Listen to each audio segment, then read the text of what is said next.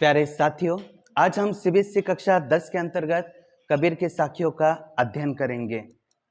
मध्यकालीन संतों में अगर कबीर जी का स्थान अगर हम देख लेते हैं तो प्रमुख संत के रूप में जाने जाते।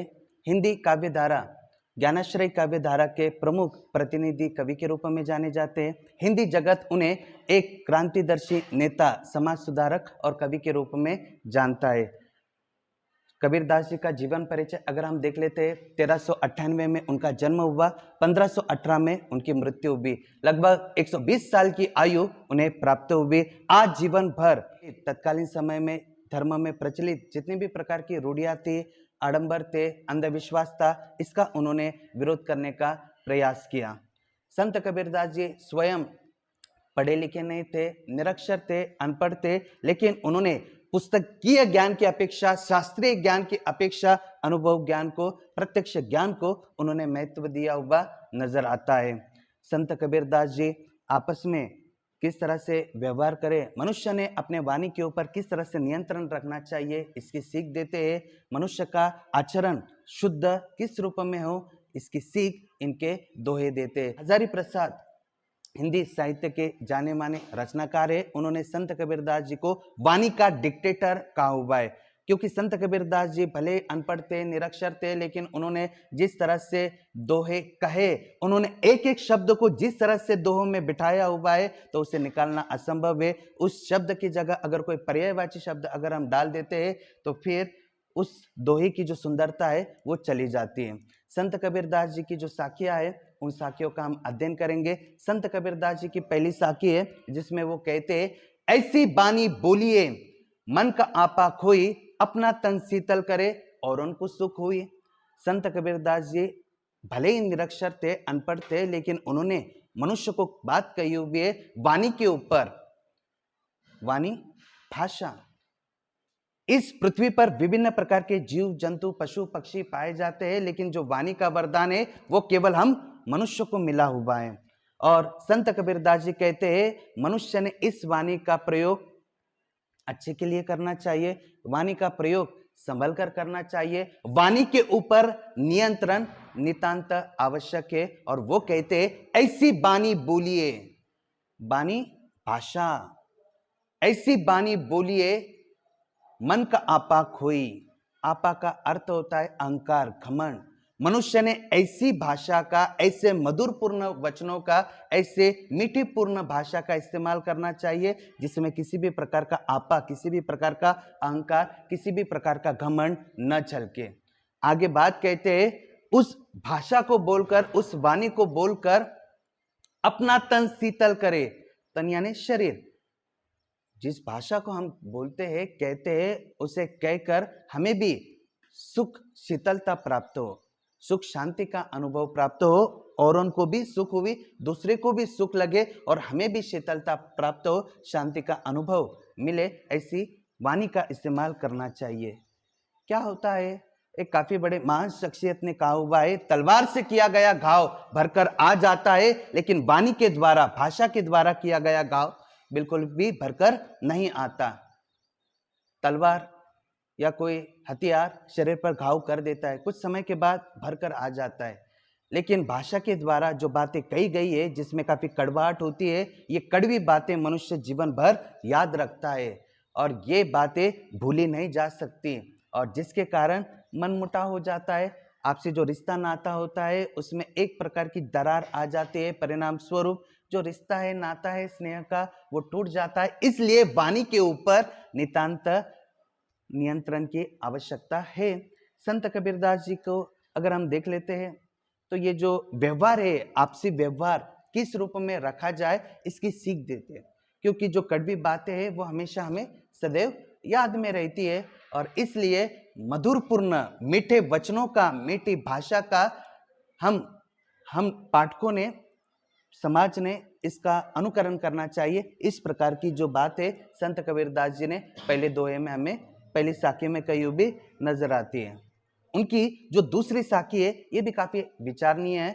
वो कहते हैं, कस्तूरी कुंडली बसे मृग ढूंढे बनमाही, ऐसे घटी घटी राह में दुनिया देखे नाही। कस्तूरी, कस्तूरी एक सुगंधित द्रव्य जो हिरण के नाभि में पाया जाता है, उसमें से काफी सुगंध आता रहता है, लेकिन हिरण को इसका पता नहीं है।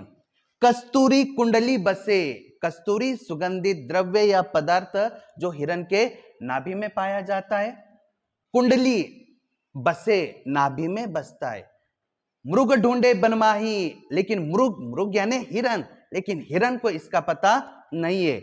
ये सुगंधित, ये सुगंध कहां से आ रही है, तो इसका अज्ञानता के कारण हिरण को पता नहीं। वो जहां भी जाता है उसके पास जो सुगंध है वो महकती रहती है, परिणामतः इसका पता नहीं है हिरण को, मृग को, कि ये जो कस्तूरी है ये उसके स्वयं भीतर नाभि में समाई हुई है। उसे वन वन में उसे ढूंढता रहता है। और संत कबीरदास जी इसी प्रकार ईश्वर की तुलना करते हैं, ऐसे घटी घटी राम हैं। ठीक इसी प्रकार घट घट में, कण कण में कौन है? राम है, ईश्वर है। दशरथ पुत्र राम की बात नहीं चल रही, सीता के पति राम की बात नहीं चल रही।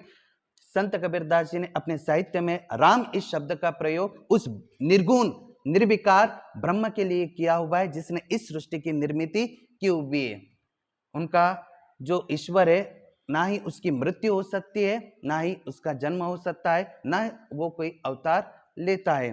तो संत कबीरदास जी कहते हैं, कस्तूरी कुंडली बसे, मृग ढूंढे बनमाही, ऐसे घटी घटी राम है, दुनिया देखे नाही। जिस तरह से कस्तूरी हिरण के नाभि में होती है, अज्ञानता के कारण उसे बिल्कुल भी पता नहीं चलता, ठीक उसी प्रकार मनुष्य के अज्ञानता के कारण उसे भी पता नहीं चलता कि ईश्वर जो भगवान है वो उसके भीतर समाया हुआ है, लेकिन उसे कहाँ चला जाता है देखने के लिए। हम ईश्वर की खोज करते हैं, मंदिरों में जाकर करते हैं, चर्च में जाकर करते हैं, गिरजाघर में जाकर करते हैं, मस्जिद में जाकर करते हैं, अलग अलग जगह पर ईश्वर की खोज करने का प्रयास करते हैं। लेकिन संत कबीरदास जी का कहना है, वास्तव में अगर हम देखेंगे तो ईश्वर हमारे भीतर ही समाया हुआ है।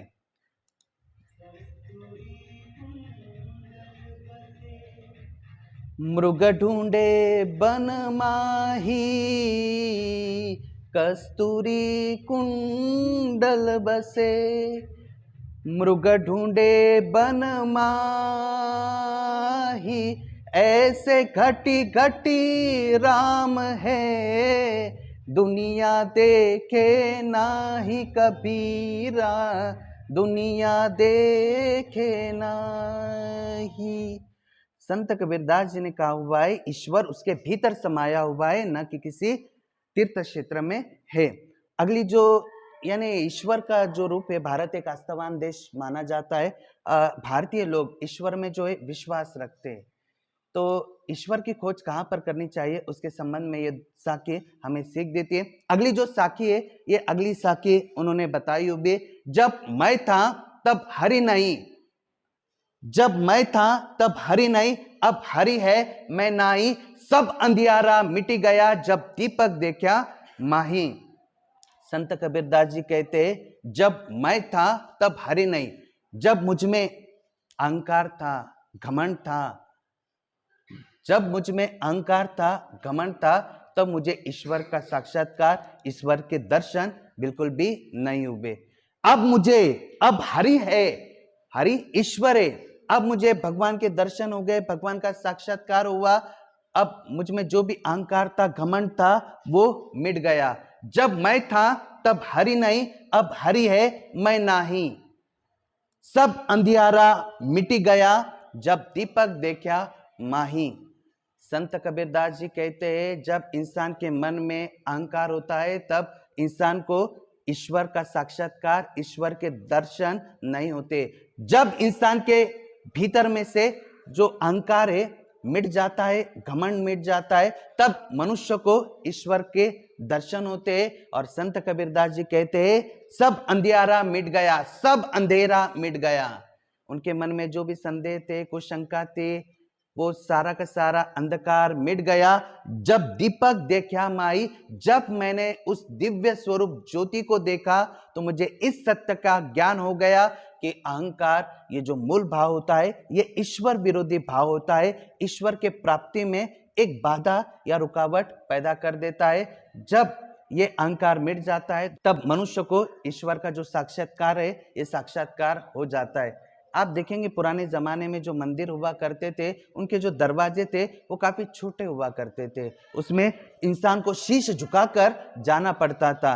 परिणामतः हम देखेंगे तो मंदिर के बाहर ही मनुष्य जो है अपना अहंकार, अपना घमंड त्याग देता था, क्योंकि हम जहाँ झुक जाते हैं वहां पर हमारा अहंकार होता है या फिर जो भी घमंड होता है उसे हम त्याग देते हैं, है ना। तो उसी तरह से आज का जमाना अलग है, चले जाते हैं इंसान, लेकिन पुराने जो मंदिर या जो भी बनावट थी, तो इंसान जो है अपना अहंकार उस मंदिर के बाहर ही छोड़ देता था, तब उसे ईश्वर के दर्शन प्राप्त हो जाते थे। आपने देखा होगा कई प्रकार के मंदिर होते हैं और जो भी देवी देवता होगी उसके सामने जो कछुआ है ये बिठाया जाता है।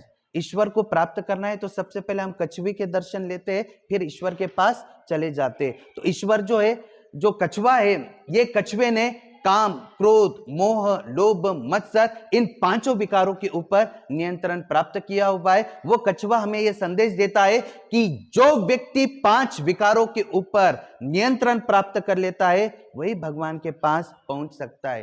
काम, कामुकता भावना है, व्यभिचार है, अश्लीलता हमारे मन में, काम, क्रोध, काफी गुस्सा भरा हुआ है, 2-3 गालियां माँ के ऊपर से दी जाए खून गर्म हो जाता है, ऐसा लगता है क्या किया जाए क्या। काम, क्रोध, मोह, लालच है हमारे मन में, अच्छा गाड़ी चाहिए, अच्छा बंगला चाहिए, अच्छा रहन सहन चाहिए, ऐशो आराम की जिंदगी चाहिए। काम, क्रोध, मोह, लोभ, मत्सर, अहंकार भी हमारे मन में, सुंदरता का गरूर होगा, ज्ञान का गरूर होगा, घमंड होगा। तो ये जो घमंड है, इन बातों को अगर हम त्याग देते हैं तो हमें ईश्वर की प्राप्ति हो सकती है। साधारण से मनुष्य और संतों में यही अंतर है।